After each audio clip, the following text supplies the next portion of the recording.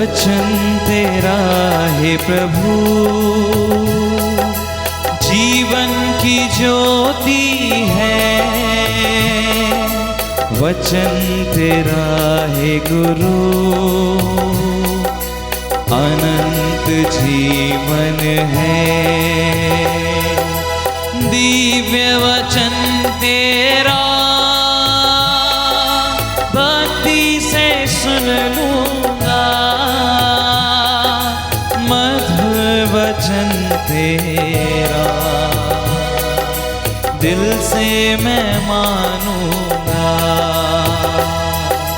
दिव्य वचन तेरा भक्ति से सुन लूंगा, मधुर वचन तेरा दिल से मैं मानूंगा।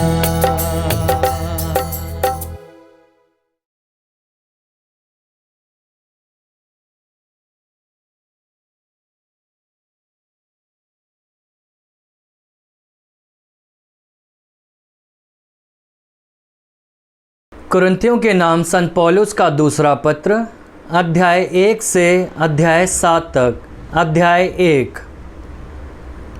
कुरिन्थी में ईश्वर की कलीसिया तथा समस्त अखया में रहने वाले सभी संतों के नाम पौलुस, जो ईश्वर द्वारा ईसा मसीह का प्रेरित नियुक्त हुआ है, और भाई तिमोथी का पत्र। हमारा पिता ईश्वर और प्रभु ईसा मसीह आप लोगों को अनुग्रह तथा शांति प्रदान करे। धन्य है ईश्वर हमारे प्रभु ईसा मसीह का पिता, परम दयालु पिता और हर प्रकार की सांत्वना का ईश्वर। वह सारी दुख तकलीफ़ में हमको सांत्वना देता रहता है, जिससे ईश्वर की ओर से हमें जो सांत्वना मिलती है, उसके द्वारा हम दूसरों को भी उनकी हर प्रकार की तकलीफ़ में सांत्वना देने के लिए समर्थ हो जाएं। क्योंकि जिस प्रकार हम प्रचुर मात्रा में मसीह के दुख भोग के सहभागी हैं, उसी प्रकार मसीह द्वारा हमको प्रचुर मात्रा में सांत्वना भी मिलती है। यदि हमें दुख भोगना पड़ता है तो आप लोगों की सांत्वना और मुक्ति के लिए, और यदि हमें सांत्वना मिलती है तो इसलिए कि हम आप लोगों को सांत्वना दे सकें, जिससे आप धैर्य के साथ वह दुख सहने में समर्थ हों जिसे हम भोगते हैं। आप लोगों के विषय में हमारी आशा सुदृढ़ है, क्योंकि हम जानते हैं कि जिस प्रकार आप हमारे दुख के भागी हैं, उसी प्रकार आप हमारी सांत्वना के भी भागी होंगे। भाइयों, हम आप लोगों से ये नहीं छिपाना चाहते कि एशिया में जो कष्ट हमें सहना पड़ा वह बहुत ही भारी और हमारी सहन शक्ति से परे था। यहाँ तक कि हमने जीवित रहने की आशा भी छोड़ दी थी, और हम ये समझ रहे थे कि हमें प्राणदंड मिल चुका है। ये इसलिए हुआ कि हम अपने पर नहीं बल्कि ईश्वर पर भरोसा रखें, जो मृतकों को पुनर्जीवित करता है। उसने हमें उस महान संकट से बचाया और वे ऐसा ही करता रहेगा। उस पर हमारी ये आशा आधारित है कि वह भविष्य में भी हमें बचाएगा। आप लोग प्रार्थना द्वारा हमारी सहायता करें। इस प्रकार हमें जो वरदान मिलता है उसके लिए बहुत से लोग ईश्वर से प्रार्थना भी करेंगे और उसे धन्यवाद भी देंगे। हमें एक बात का गर्व है, हमारा अंतःकरण हमें विश्वास दिलाता है कि हमने मनुष्यों के साथ और विशेषकर आप लोगों के साथ जो व्यवहार किया है वह संसार की बुद्धिमानी के अनुसार नहीं, बल्कि उस सच्चाई और ईमानदारी के अनुसार था जो ईश्वर की कृपा का वरदान है। हम आपके नाम जो पत्र लिखते हैं उनमें ऐसी कोई बात नहीं है जिसे पढ़कर आप नहीं समझ सकते। मुझे आशा है कि आप जो बात अब आंशिक रूप में समझते हैं उससे बाद में पूर्ण रूप से समझेंगे, और वह बात यह है कि जिस तरह आप प्रभु ईसा के आगमन के दिन हम पर गर्व करेंगे, उसी तरह हम भी आप लोगों पर। मुझे इसका पूरा भरोसा है, इसलिए मैंने आप लोगों को 2 बार आध्यात्मिक लाभ का अवसर देने के विचार से पहले आपके पास आने का निश्चय किया था। मैं आपके यहाँ होकर मकेदुनिया जाना और वहाँ से आपके पास लौटना चाहता था, जिससे आप मेरी यहूदिया यात्रा का प्रबंध करें। मेरा निश्चय यही था, तो क्या मैंने अकारण ही अपना विचार बदल लिया? क्या मैं सांसारिक मनुष्यों की तरह निश्चय करता हूँ? क्या मुझ में कभी हाँ और कभी नहीं जैसी बात है? ईश्वर की सच्चाई की शपथ, मैंने आप लोगों को जो संदेश दिया उसमें कभी हाँ और कभी नहीं जैसी बात नहीं है, क्योंकि सिलवानुस, तिमथी और मैंने आपके बीच जिनका प्रचार किया, उन ईश्वर के पुत्र ईसा मसीह में कभी हाँ और कभी नहीं जैसी बात नहीं, उनमें मात्र हाँ है। उन्हीं में ईश्वर की समस्त प्रतिज्ञाओं की हाँ विद्यमान है, इसलिए हम ईश्वर की महिमा के लिए उन्हीं के द्वारा आमीन कहते हैं। ईश्वर आप लोगों के साथ हमको मसीह में सुदृढ़ बनाए रखता है और उसी ने हमारा अभिषेक किया है, उसी ने हम पर अपनी मुहर लगाई और अग्रिम के रूप में हमारे हृदयों को पवित्र आत्मा प्रदान किया है। मैं ईश्वर को साक्षी बनाकर अपने जीवन की शपथ खाकर कहता हूँ, मैं इसलिए आप तक कुरिन्थी नहीं आया कि मैं आप लोगों को दुख देना नहीं चाहता था। आपके विश्वास पर मनमाना अधिकार जताना हमारा उद्देश्य नहीं है। हम आप लोगों की सुख शांति के लिए आपके सहयोगी हैं और आप लोग तो यो भी विश्वास में दृढ़ हैं। अध्याय 2। इसलिए मैंने निश्चय किया कि मैं फिर अप्रिय परिस्थिति में आपके यहाँ नहीं आऊँगा। यदि मैं आपको दुख देता हूँ तो कौन मुझे प्रसन्न कर सकता है? जिसे मैंने दुख दिया है वही ऐसा कर सकता है। मैंने वह पत्र इसलिए लिखा कि मेरे आगमन पर कहीं ऐसा ना हो कि जिन लोगों से मुझे आनंद मिलना चाहिए वह मुझे दुखी बनाए, क्योंकि आप सबों के विषय में मेरा दृढ़ विश्वास है कि मेरा आनंद आप सबका भी आनंद है। मैंने बड़े कष्ट में हृदय की गहरी वेदना सहते हुए और आंसू बहा बहा कर वह पत्र लिखा। मैंने आप लोगों को दुख देने के लिए नहीं लिखा, बल्कि इसलिए कि आप ये जान जाएं कि मैं आप लोगों को कितना अधिक प्यार करता हूँ। यदि किसी ने दुख दिया है तो उसने मुझे नहीं बल्कि एक प्रकार से आप सबों को दुख दिया है। हालांकि हमें इस बात को अधिक महत्व नहीं देना चाहिए। आप लोगों के समुदाय ने उस व्यक्ति को जो दंड दिया है वह पर्याप्त है। अब आपको उसे क्षमा और सांत्वना देनी चाहिए, कहीं ऐसा ना हो कि वह दुख में डूब जाए। इसलिए मैं आपसे निवेदन करता हूँ कि आप उसके प्रति प्रेम दिखाने का निर्णय करें। मैंने आपकी परीक्षा लेने के उद्देश्य से भी लिखा था। मैं ये जानना चाहता था कि आप सभी बातों में आज्ञाकारी हैं या नहीं। जिसे आप क्षमा करते हैं उसे मैं भी क्षमा करता हूँ। जहाँ तक मुझे क्षमा करनी थी, मैंने आप लोगों के कारण मसीह के प्रतिनिधि के रूप में क्षमा प्रदान की है, क्योंकि हम शैतान के फंदे में नहीं पड़ना चाहते हैं। हम उसकी चालें अच्छी तरह जानते हैं। मैं मसीह के सुसमाचार का प्रचार करते त्रोआस पहुंचा और वहां प्रभु के कार्य के लिए द्वार खुला हुआ था। फिर भी मेरे मन को शांति नहीं मिली, क्योंकि मैंने वहां अपने भाई तीतुस को नहीं पाया। इसलिए मैंने वहां के लोगों से विदा लेकर मकेदुनिया के लिए प्रस्थान किया। ईश्वर को धन्यवाद जो हमें निरंतर मसीह की विजय यात्रा में ले चलता और हमारे द्वारा सर्वत्र अपने नाम के ज्ञान की सुगंध फैलाता है, क्योंकि लोग चाहे मुक्ति प्राप्त करें या विनष्ट हो जाएं, हम उनके बीच ईश्वर के लिए मसीह की सुगंध हैं। विनष्ट होने वालों के लिए वह गंध घातक होकर मृत्यु की ओर ले जाती है और मुक्ति प्राप्त करने वालों के लिए वह जीवनदायक होकर जीवन की ओर ले जाती है। इस कार्य को योग्य रीति से कौन संपन्न कर सकता है? हम उन बहुसंख्यक लोगों के समान नहीं हैं जो ईश्वर के वचन का सौदा करते हैं, बल्कि हम ईश्वर से प्रेरित होकर और मसीह से संयुक्त रहकर ईश्वर की आंखों के सामने सच्चाई से वचन का प्रचार करते हैं।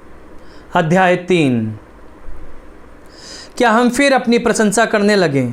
क्या कुछ अन्य लोगों की तरह यह हमारे लिए आवश्यक है कि हम आपको सिफारिशी पत्र दिखाएं या आपसे मांगें? आप लोग तो हैं हमारा पत्र जो हमारे हृदय पर अंकित रहता है और जिसे सब लोग देखकर पढ़ सकते हैं। आप लोग निश्चय ही मसीह का वह पत्र हैं जिसे उन्होंने हमसे लिखवाया है। वह पत्र स्याही से नहीं बल्कि जीवंत ईश्वर की आत्मा से, पत्थर की पाटियों पर नहीं बल्कि मानव हृदय की पाटियों पर लिखा हुआ है। हम ये दावा इसलिए कर सकते हैं कि हमें मसीह के कारण ईश्वर पर भरोसा है। इसका अर्थ यह नहीं कि हमारी कोई अपनी योग्यता है। हम अपने को किसी बात का श्रेय नहीं दे सकते। हमारी योग्यता का स्रोत ईश्वर है। उसने हमें एक नए विधान के सेवक होने के योग्य बनाया है, और यह विधान अक्षरों का नहीं बल्कि आत्मा का है, क्योंकि अक्षर तो घातक है किंतु आत्मा जीवनदायक है। उस विधान के अक्षर पत्थर पर अंकित थे और उसके द्वारा प्राणदंड दिया जाता था। फिर भी उसकी महिमा में घोषणा के फलस्वरूप मूसा का मुखमंडल इतना दीप्तिमय हो गया था कि इजरायली उस पर आंख जमाने में असमर्थ थे। यद्यपि मूसा के मुखमंडल की दीप्ति अस्थायी थी। यदि पुराना विधान इतना महिमामय था तो आत्मा का विधान कहीं अधिक महिमामय होगा। यदि दोषी ठहराने वाले विधान का सेवा कार्य इतना महिमामय था तो दोष मुक्त करने वाले विधान का सेवा कार्य कहीं अधिक महिमामय होगा। इस वर्तमान परम श्रेष्ठ महिमा के सामने वह पूर्ववर्ती महिमा अब निस्तेज हो गई है। यदि अस्थायी विधान इतना महिमामय था तो चिरस्थायी विधान कहीं अधिक महिमामय होगा। अपनी इस आशा के कारण हम बड़ी निर्भीकता से बोलते हैं। हम मूसा के सदृश नहीं हैं। वे अपने मुख पर पर्दा रखा करते थे जिससे इजरायली उनके मुखमंडल की मंद हो जाने वाली नश्वर महिमा ना देख पाएं। इजरायलियों की बुद्धि कुंठित हो गई थी और आज भी जब प्राचीन विधान पढ़कर सुनाया जाता है तो वही पर्दा लगा रहता है। वह लगा रहता है क्योंकि उसे मसीह ही हटा सकते हैं। जब मूसा का ग्रंथ पढ़कर सुनाया जाता है तो उनके मन पर आज भी वह पर्दा पड़ा रहता है, किंतु जब कोई प्रभु की ओर अभिमुख हो जाता है तो वह पर्दा हटा दिया जाता है। क्योंकि प्रभु तो आत्मा है और जहाँ प्रभु का आत्मा है वहाँ स्वतंत्रता है। जहाँ तक हम सबों का प्रश्न है, हमारे मुख पर पर्दा नहीं है और हम सब दर्पण की तरह प्रभु की महिमा प्रतिबिंब करते हैं। इस प्रकार हम धीरे धीरे उसके महिमा में प्रतिरूप के रूपांतरित हो जाते हैं और वह रूपांतरण प्रभु अर्थात आत्मा का कार्य है। अध्याय 4। ईश्वर की दया ने हमें यह सेवा कार्य सौंपा है, इसलिए हम कभी हार नहीं मानते। हम लोक लज्जावश कुछ बातें छिपाना नहीं चाहते। हम ना तो छल कपट करते और ना ईश्वर का वचन विकृत करते हैं। हम प्रकट रूप से सत्य का प्रचार करते हैं। यही उन सब मनुष्य के पास हमारी सिफारिश है जो ईश्वर के सामने हमारे विषय में निर्णय करना चाहते हैं। यदि हमारा सुसमाचार किसी तरह गुप्त या अस्पष्ट है तो उन लोगों के लिए जो विनाश का मार्ग पर चलते हैं, इस संसार के देवता ने अविश्वासियों का मन इतना अंधा कर दिया है कि वे ईश्वर के प्रतिरूप मसीह के महिमा में सुसमाचार की ज्योति को देखने में असमर्थ हैं। हम अपना नहीं बल्कि प्रभु ईसा मसीह का प्रचार करते हैं। हम ईसा के कारण अपने को आप लोगों का दास समझते हैं। ईश्वर ने आदेश दिया था कि अंधकार में प्रकाश हो जाए। उसी ने हमारे हृदयों को अपनी ज्योति से आलोकित कर दिया है, जिससे हम ईश्वर की वह महिमा जान जाएं जो मसीह के मुखमंडल पर चमकती है। यह अमूल्य निधि हम में मिट्टी के पात्रों में रखी रहती है, जिससे यह स्पष्ट हो जाए कि यह अलौकिक सामर्थ्य हमारा अपना नहीं बल्कि ईश्वर का है। हम कष्टों से घिरे रहते हैं परंतु कभी हार नहीं मानते। हम परेशान होते हैं परंतु कभी निराश नहीं होते। हम पर अत्याचार किया जाता है परंतु हम अपने को परित्यक्त नहीं पाते। हमको पछाड़ दिया जाता है परंतु हम नष्ट नहीं होते। हम हर समय अपने शरीर में ईसा के दुख भोग तथा मृत्यु का अनुभव करते हैं, जिससे ईसा का जीवन भी हमारे शरीर में प्रत्यक्ष हो जाए। हमें जीवित रहते हुए ईसा के कारण निरंतर मृत्यु का सामना करना पड़ता है, जिससे ईसा का जीवन भी हमारे नश्वर शरीर में प्रत्यक्ष हो जाए। इस प्रकार हम में मृत्यु क्रियाशील है और आप लोगों में जीवन। धर्म ग्रंथ कहता है, मैंने विश्वास किया और इसलिए मैं बोला। हम विश्वास के उसी मनोभाव से प्रेरित हैं। हम विश्वास करते हैं और इसलिए हम बोलते हैं। हम जानते हैं कि जिसने प्रभु ईसा को पुनर्जीवित किया वही ईसा के साथ हमको भी पुनर्जीवित कर देगा और आप लोगों के साथ हमको भी अपने पास रख लेगा। सब कुछ आप लोगों के लिए हो रहा है ताकि जिस प्रकार बहुतों में कृपा बढ़ती जाती है उसी प्रकार ईश्वर की महिमा के लिए धन्यवाद की प्रार्थना करने वालों की संख्या बढ़ती जाए। यही कारण है कि हम हिम्मत नहीं हारते। हमारे शरीर की शक्ति भले ही क्षीण होती जा रही हो, किंतु हमारे अभ्यंतर में दिन प्रतिदिन नए जीवन का संचार होता रहता है, क्योंकि हमारी क्षण भर की हल्की सी मुसीबत हमें हमेशा के लिए अपार महिमा दिलाती है।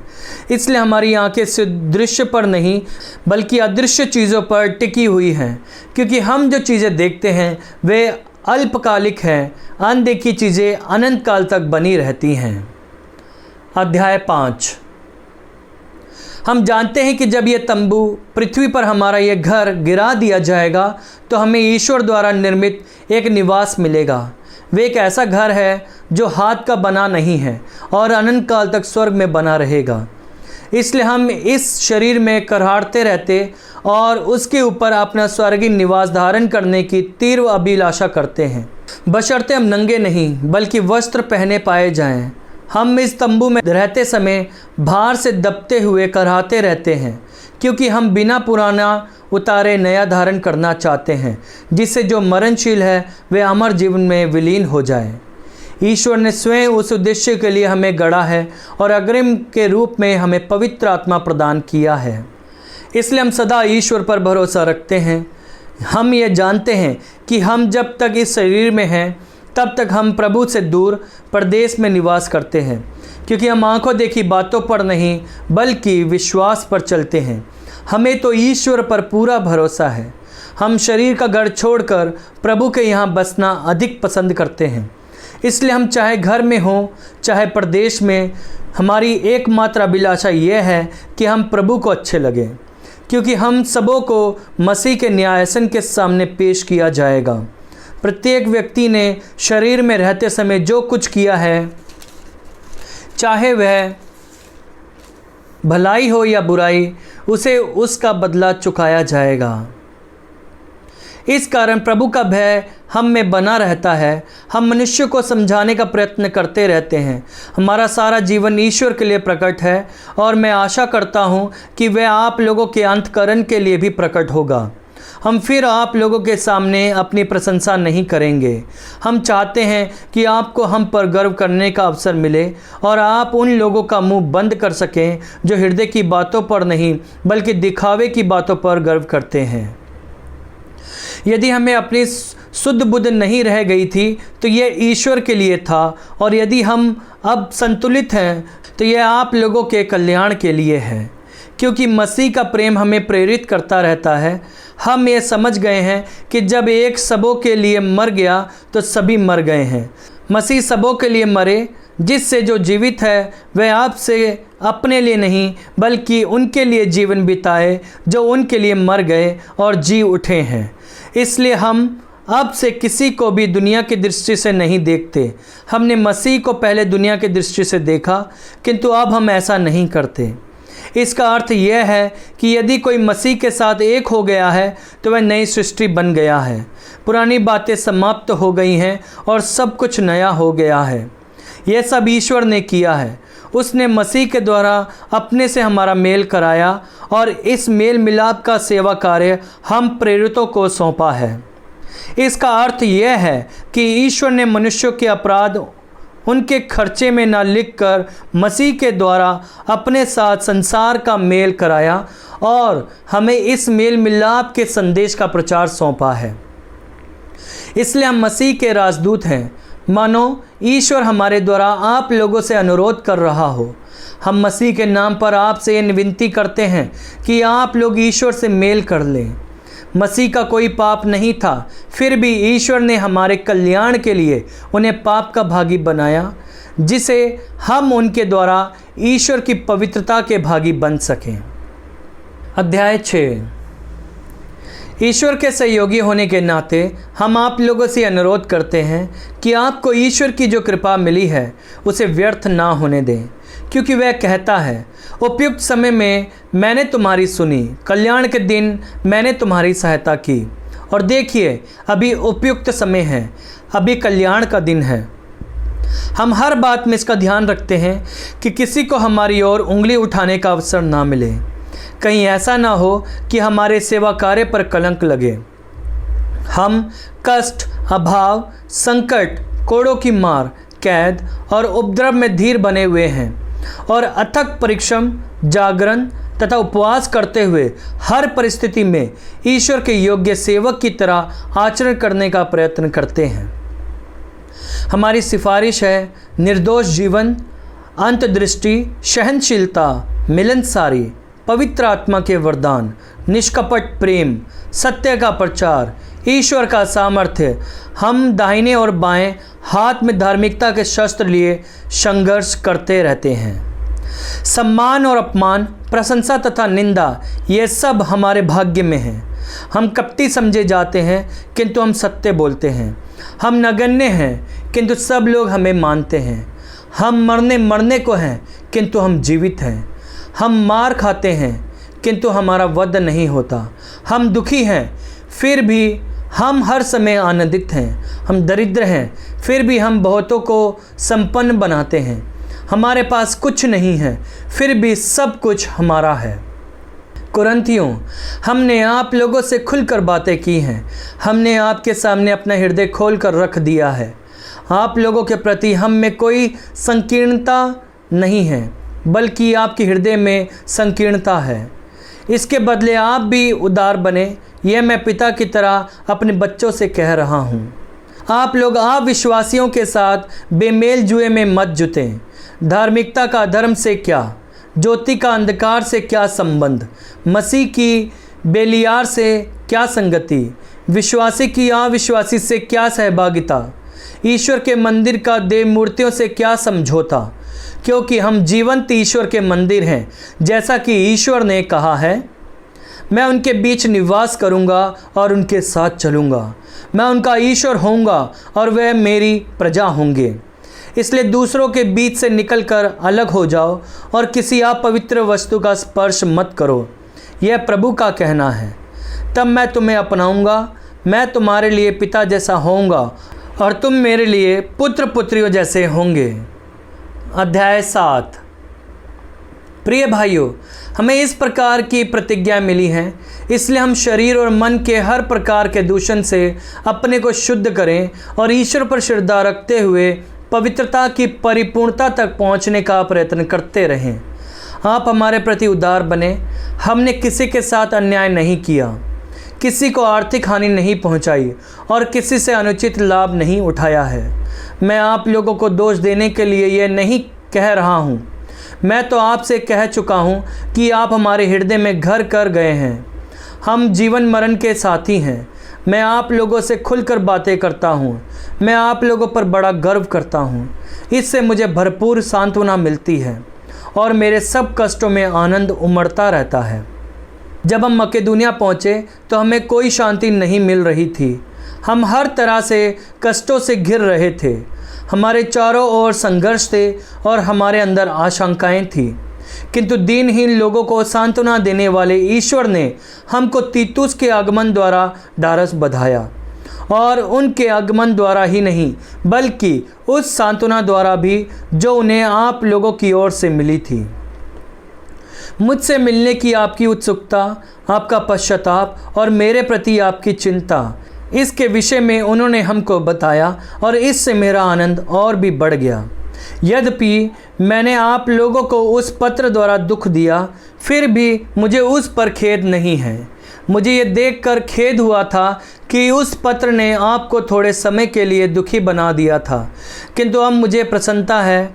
मुझे इसलिए प्रसन्नता नहीं है कि आप लोगों को दुख हुआ, बल्कि इसलिए कि उस दुख के कारण आपका हृदय परिवर्तन हुआ। आप लोगों ने उस दुख को ईश्वर की इच्छा अनुसार स्वीकार किया और इस तरह आपको मेरी ओर से कोई हानि नहीं हुई। क्योंकि जो दुख ईश्वर की इच्छा अनुसार स्वीकार किया जाता है, उससे ऐसा कल्याणकारी हृदय परिवर्तन होता है कि खेद का प्रश्न ही नहीं उठता। संसार के दुख से मृत्यु उत्पन्न होती है। आप देखते हैं कि आपने जो दुख ईश्वर की इच्छा अनुसार स्वीकार किया, उससे आप में कितनी चिंता उत्पन्न हुई, अपनी सफाई देने की कितनी तत्परता, कितना क्रोध, कितनी आशंका, कितनी अभिलाषा, न्याय करने के लिए कितना उत्साह। इस प्रकार आपने इस मामले में हर तरह से निर्दोष होने का प्रमाण दिया है। वास्तव में मैंने वह पत्र इसलिए नहीं लिखा था कि मुझे अन्याय करने वाले अथवा अन्याय सहने वाले व्यक्ति की अधिक चिंता थी, बल्कि इसलिए कि आप लोग ईश्वर के सामने ये अच्छी तरह समझ लें कि आप लोगों को मेरी कितनी चिंता है। इससे हमें सांत्वना मिली। इस सांत्वना के अतिरिक्त हम तीतुस का आनंद देखकर और भी आनंदित हो उठे। आप सब ने उनका मन हरा कर दिया। मैंने उनके सामने आप लोगों पर जो गर्व प्रकट किया था उसके लिए हमको लज्जित नहीं होना पड़ा। मैंने आप लोगों से जो भी कहा वह सत्य पर आधारित था। इस प्रकार तीतुस के सामने मैंने आप लोगों पर गर्व प्रकट करते हुए जो कहा था वह सच निकला। जब उन्हें याद आता है कि आप सबों ने उनकी बात मानी और डरते कांपते हुए उनका स्वागत किया, तो आपके प्रति उनका प्रेम और भी बढ़ जाता है। मैं पूर्ण रूप से आप लोगों पर भरोसा रखता हूँ। इससे मैं आनंदित हूँ। यह प्रभु की वाणी है। ईश्वर को धन्यवाद।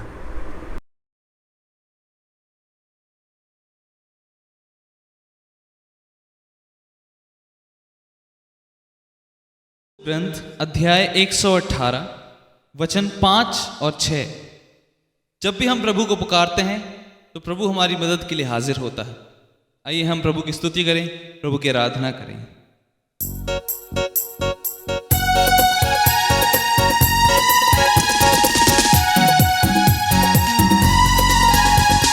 संकट में मैंने प्रभु को पुकारा, संकट में मैंने प्रभु को पुकारा, प्रभु ने मेरी सुनी, प्रभु ने मेरी सुनी और मेरा उद्धार किया, और मेरा उद्धार किया। संकट में मैंने प्रभु को पुकारा, संकट में मैंने प्रभु को पुकारा, प्रभु ने मेरी सुनी और मेरा उद्धार किया, और मेरा उद्धार किया।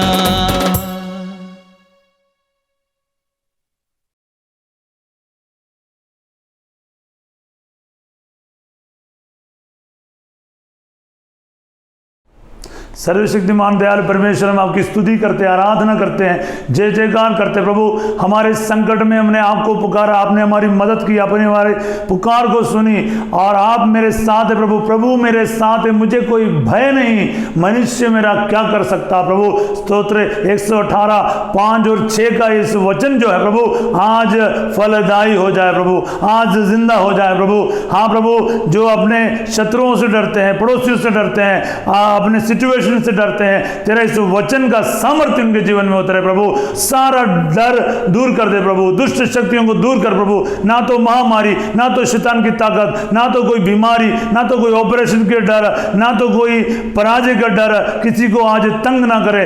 तेरा उपस्थिति उनके साथ रहे, तेरा वचन उनके साथ रहे। प्रभु तेरा अनुग्रह उनके साथ रहे। यीशु मसीह तेरे नाम से मांगते हैं, आमीन। सर्वशक्तिमान ईश्वर पिता, पुत्र और पवित्र आत्मा आप सबको अपना आशीर्वाद प्रदान करे।